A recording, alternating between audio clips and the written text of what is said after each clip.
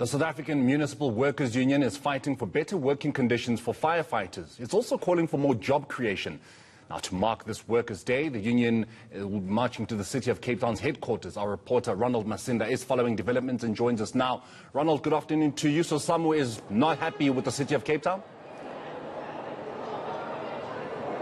Yes, indeed, Morena. We just missed SAMWU handing over a memorandum of demands to the city of Cape Town. It was hoped that that memorandum was to be received by the city of Cape Town Mayor Dan Plater, but it was not to be, as we saw a city of Cape Town member collecting that memorandum.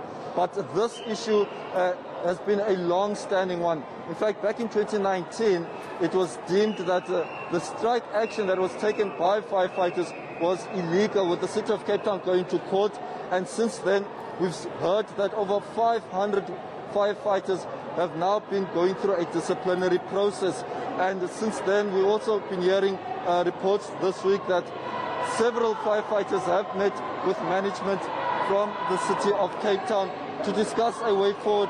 But some are making it very clear that they feel that a lot of the workers here are being exploited. We're going to try and move around, Morena, so that we can give you a sense of what's happening in and around us. We're still seeing quite a lot of workers on the streets marching towards the city of Cape Town's Civic Centre. And just to give the viewers a sense of what's been said, a part of that memorandum is that they want better working hours. They say that currently firefighters are working around 24 hours a day, and that the employer must develop a shift where a roster of 8 hours per day will be conducted by the workers. We're also hearing, or also read, that they also want a danger allowance for firefighters.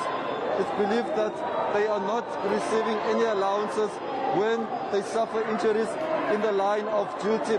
We also spoke to Archie Hearn, who's a representative of SAMWU, and this is what he had to say with regards to the issue faced by firefighters. The city has done, it has caused division amongst the workers, where they must foster unity. We as SAMWU don't support that kind of view.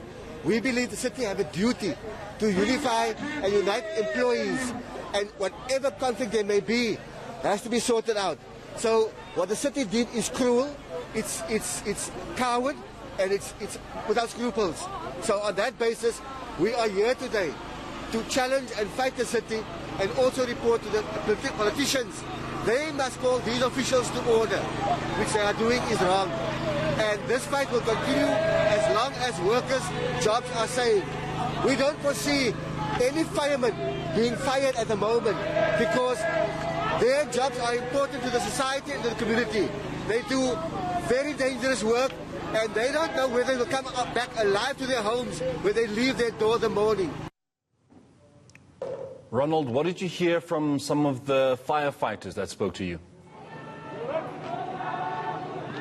Yes, so over the past couple of weeks, we've been speaking to several firefighters since that fire broke out here in Cape Town, and many of them are saying that, they feel exploited. They feel that the city of Cape Town is not meeting any of their demands, and that a lot of the firefighters have also been saying that the city of Cape Town officials have told them that they are not irreplaceable in their positions.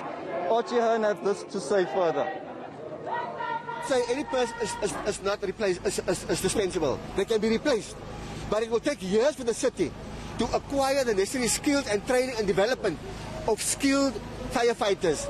If they fire one experienced firefighter, it may take them another year or 2 or 3 or 4 to have a skilled firefighter. These employees have long years of service, they experience in their field, they've had extensive training, and if you lose that skill, that expertise, or that skill in the city, then you do the community an injustice, you do the community a disfavor, and you actually putting the community at higher risk or further risk. Why is the Human Rights Commission there, Ronald? Yes, so we've also been moving around here, and just to give the viewers a sense of some of the security detail, we are seeing police in Yalas and a number of City of Cape Town Metro Police, as well as the police in and around this area. So the SA Human Rights Commission says that one of the growing concerns in Cape Town in particular is when protest action turns ugly, and we've seen quite a number of ugly scenes. In fact, earlier this month, SAF to protest. We saw scuffles between police and unionists, and also have seen those well-documented protests actually that took place near Brackenfell. And the police have been, people have been complaining about the heavy-handedness of police, and the SA Human Rights Commission came here just to observe, just to make sure that they can see things with their own eyes as to how protesters and police are conducting themselves. Chris Neeson of the SA Human Rights Commission had this to say earlier. May Day signifies dignity, and the dignity of a worker, the dignity in being properly remunerated and so on. And workers' rights are human rights. And so, but also employers have got rights and so on. But we're just here to monitor and ensure, because the last time you remember, there was a huge march by SAMU and there was thrashing and destruction of property. And we are saying, march, protest, but do it with responsibility and do not destroy property. Act responsibly. You've got the right to protest, but you've also got the responsibility to make sure that you do it in a responsible way. All right.